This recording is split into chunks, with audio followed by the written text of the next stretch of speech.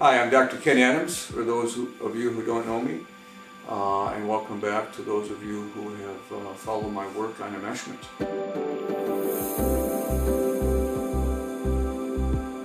I'm reporting here on 7 years of facilitating workshops for men who have been enmeshed with their mothers. We're close to 500 men from all around the world, different cultures.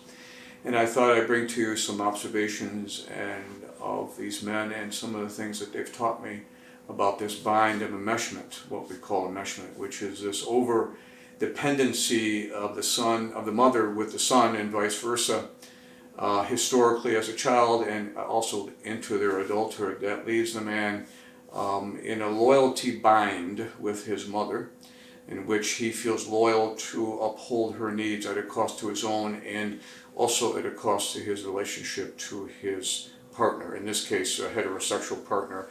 I'll be doing a separate video on gay men who have many of the same issues and symptoms. In this video I want to walk you through what are the symptoms, what are the issues that these men have been reporting to me over 7 years. The primary one is that they are overly bonded and they feel guilty and obligated to their mothers and their family of origin at a cost to their own life and to their romantic partners, and they're in frequent, if not constant, conflict within themselves and between this group of people, their family of origin and their romantic partner, about what is in the best interest of each party. And as a result, the second symptom that you hear reported a lot is these men tend to be very ambivalent. Well, I'm not sure what I want to do. I don't know where I'm going to go for my vacation or where I'd like to go for dinner when people used to go out to dinner and so forth.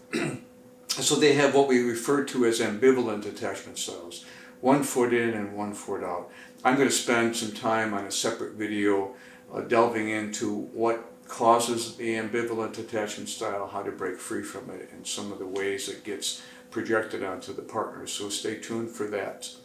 Also, we have excessive caretaking, loss of a true identity, self-neglect, low self-worth, indecisiveness. These are frequently reported issues.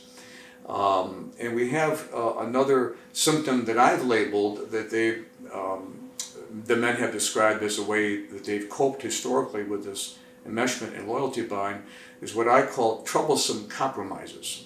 So troublesome compromise, which is going to have its own separate talk and video by myself, so stay tuned for that, is where the man tries to please and placate everybody. So he compromises what he wants to do, what he thinks his spouse wants to do, what his mother might want, and pretty soon he's torn in multiple ways, and he's sort of defined this troublesome compromises, which has gained him no ground and displeased everybody, because he can't break free from this obligatory assignment that he must please his mother at a cost to the rest of his life. So I will get into that further down the road, but that is a common reported issue that the men have brought to the workshops over these 7 years. The workshops being overcoming enmeshment, moving from guilt and ambivalence to passion and purpose, which is the subtitle of the workshop, which, after 7 years has remained without a doubt the primary description of what's delivered in that workshop, which, by the way, you can find out more about if you go to the website overcomingenmeshment.com. So moving from guilt and ambivalence to passion and purpose is the movement that is created in the workshop, and I'd have to say that, having watched close to 500 men, that's exactly what happens in the workshop. So lots of guilt and ambivalence reported. Addictions, particularly food and sex, where these what we call these disorders of appetite, right?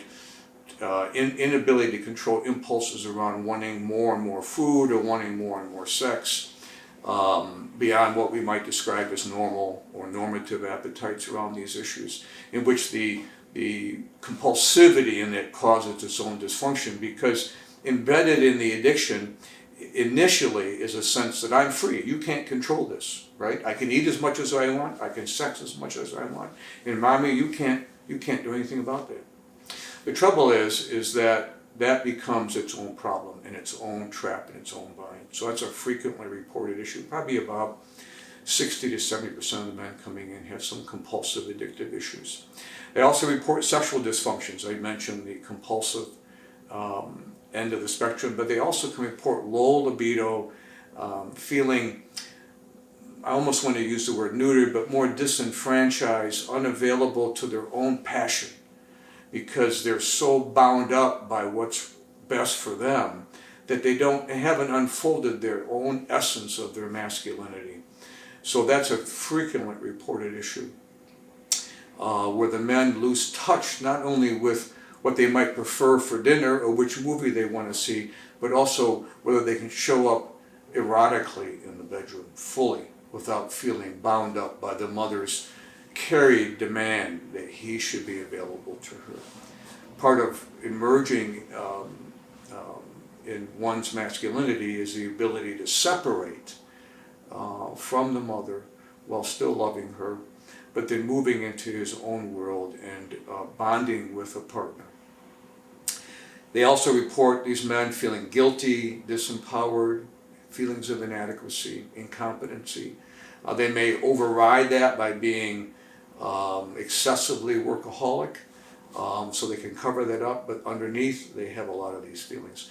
They may displace their anger and feelings of being trapped from their mother onto their wife. Their wife or romantic partner, often confused. Why are you angry with me? I'm only asking you whether or not we can plan for a vacation, right? So he might interpret that as wanting too much control over him, when in fact it has little to do with the reasonable needs of the partner or the family system that he's in, but has to do with his carried or projected anger and entrapment he's yet to break free from his mother. And not surprising, these men have difficulty with boundaries. So they let people sort of intrude or walk all over them, or they might be very rigid in their boundaries. Leave me alone can be dismissive as a way to make sure they don't get trampled on and intruded on. So they don't do a very good job at negotiating their needs within a context of a situation that is requires negotiation between two people.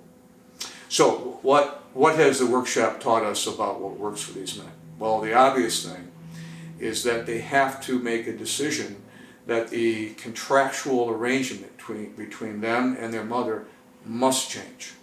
It can't stay the same. There's no way to emancipate, to break free from these enmeshed mother-son relationships with the same contract. And when I mean contract, I mean the implicit, obligatory arrangement that you can't leave me behind and go off into your own life. And the irony here is, and I just want to mention this, if you go into the family system therapist literature, one of the ironies of the characteristics of healthy families reported in the family system literature is that the more separateness you permit, the more closeness you invite. Now that's kind of ironic, isn't it? But the more freedom you give your adult emancipating child, the more desirous he is to return because he doesn't feel obligated. He feels free to love you and to rearrange his love for you in relationship with you based on his terms. And so the adult relationship between the adult child emancipating from his family and the parents rearrange the contract where there's more of a peer-like, if you will, relationship that emerges, where the adult child, the son's needs are primary, and the parents understand that and celebrate that. So the opposite of that is what we see in these enmeshed relationships. You can't leave me, you're obligated to me, mother implies, and the father chimes in and says, take care of your mother so I don't have to take care of her, and your brother or sister call you and say, did you call mom recently? So pretty soon you have proxies of mother and other family members which draw you in. So the first order of business has to be that has to be broken. And you have to be willing to be misperceived. You have to set boundaries. You have to create new beliefs. It's not my job to take care of your helpless mother. I want to love you, but I want to love you on my terms. You need to create a separate sense of self so that sometimes on holidays you may not visit. it might be disappointing to everybody, but sometimes you're vacationing with your family. So your family of procreation, your romantic partner, your life, get your primary focus and energy. Your family of origin, while important, your mother, while important, they get second tier obligation or energy from you. That has to be put into place. And that the parent's job is to manage their disappointment and to join with you in rearranging that contract. Remember, the more separateness that it's offered, the more closeness is invited. So the primary recovery for the enmeshed man to break free of these symptoms, so you can't just treat the symptom, you've got to treat the underlying issue. And in this case, you've got to, I'm going to use the word divorce, you've got to divorce the contractual arrangements that are implicit and explicit between you and your mother in order for you to say, no, my life is my first priority. And I need you to be understanding about that. So I hope that helps. If you want more information about how to break free and still love your parents and move from ambivalence and guilt to passion and purpose, feel free to check out my website, overcomingenmeshment.com, and take a look at the workshops to see if that's something that you might want to look into.